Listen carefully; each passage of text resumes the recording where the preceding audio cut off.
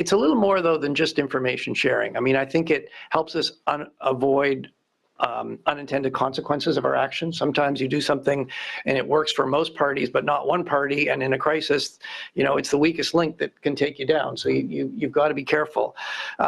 It also, I think, boosts confidence in the system. If we're acting in a way that is coherent together, it boosts confidence. It looks more like a plan than. Y ahí hemos escuchado cómo el presidente de la Reserva Federal entonaba el mea culpa por la crisis bancaria, la regional de los Estados Unidos de América, la que se vivió el año pasado y la que recientemente hemos tenido con ese casi colapso del New York Community Bancorp, que se solucionó, recuerden, con una ampliación de capital de 1.000 millones, liderada por varios fondos, entre los que estaba el exsecretario del Tesoro, Steve Mnuchin. De momento es el mea culpa el que entona Jerome Powell, porque dice, sí es verdad, que en su momento los reguladores financieros debiéramos haber tenido un mayor ojo sobre lo que podría pasar con aquellas caídas del Silicon Valley Bank o del Signature Bank, pero también dice, los balances de las entidades financieras de momento están algo más saneados que entonces.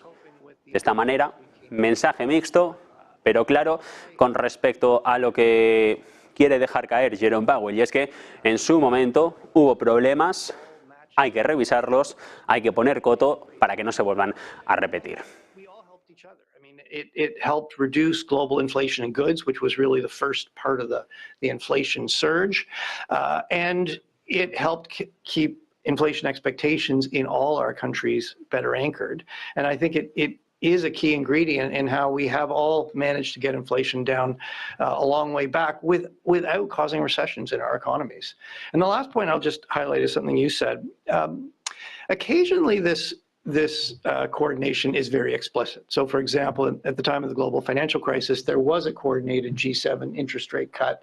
I remember clearly because it happened at 3 o'clock in the morning in Canada, which was a little bit of a technical challenge. But most of the time, it's not explicit coordination, but it is those conversations. It is that shared information. We have similar objectives, similar goals, similar tools, and we're sharing information, and that leads to a coordinated response. Well, maybe you could spend a little bit more time on that from the Canada-US perspective. So Randy mentioned in his opening comments the idea that when you're in Canada, you're living next to an elephant. And I think a lot of Canadians would assume that that Canadian policy has to take into account U.S. policy. So maybe could you give us a perspective into how important that is for your deliberations, and how that factors into decision making, the U.S. approach? Well, look, I think it's pretty clear that our U.S. economic relationship is by far our most important relationship. Our economies are highly integrated. 35% of our GDP is exports, and 75% of that goes to the United States. So multiple, that's a big chunk of our GDP. Our financial markets are also very integrated. In fact, yesterday I was in New York, and when you go to New York, you are just reminded how integrated our markets are. I was at the New York Stock Exchange, and all over are cross-listed Canadian companies on many of the screens. Our financial systems are very integrated. Our banks have, most of our large banks have operations in the United States. Our pension funds are big investors in the United States. So we do spend a lot of time understanding what's going on, trying to understand what's going on in the United States and looking at the implications for Canada. There are, though, I highlighted in my opening remarks some differences.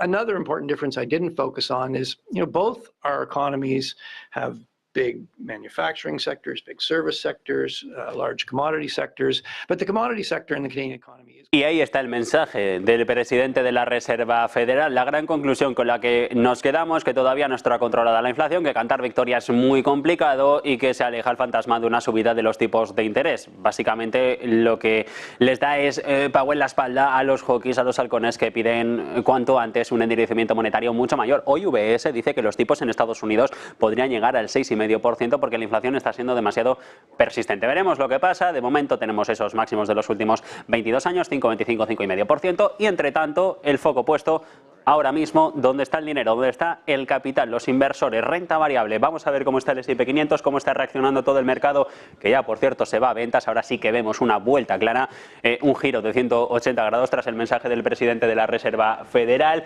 Ahí cada vez es más continuista ese hueco bajista que está empezando a abrir el S&P 500. Ya pierde los 5.060 puntos. Este soporte de los 5.000 todavía puede que lo pierda a lo largo del día, incluso en mínimos ha llegado a estar en el rango intradiario en los 5.039. El Dow Jones es el único que sube, el índice ahora mismo lo tenemos cotizando con un cuarto de punto porcentual arriba, pero ahí lo ven, ya está presentando una cierta bajada, una ligera salida de dinero por parte de los inversores, justo produciéndose en estos instantes en el mensaje de Jerome Powell que está dejando al mercado. 37.818, Nasdaq 100, índice con delay, caídas. Vamos a fijarnos en futuros que son más representativos al menos de lo que están pensando los inversores en cuanto a toma de posiciones por las palabras del presidente de la Fed. El futuro del Nasdaq en 17.711 puntos. Este es el índice con delay. Vamos al futuro. El US 100 lo tenemos en los 17.706 enteros. Hay un hueco bajista del 0,08%. Es una cotización prácticamente plana en línea, pero sí que, por ejemplo, ya estamos viendo cómo es continuista ese posicionamiento de los inversores de salida de dinero de renta variable tecnológica, volatilidad que también retrocede, 4,21 ahora mismo de caída para el índice VIX. Seguimos escuchando a Powell. So we're very, very aware of all of that.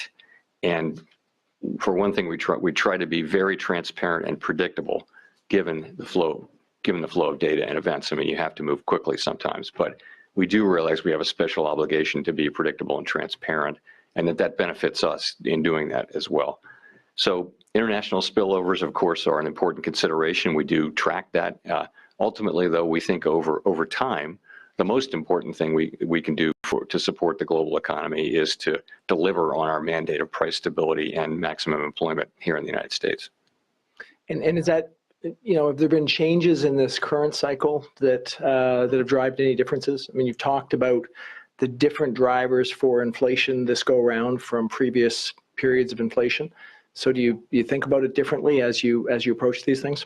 Yeah, well, specifically on inflation, I do think this is different. This is not simply the more standard case of overheated demand, which has been the typical thing in the post-war era for the U.S. economy and other major Western economies.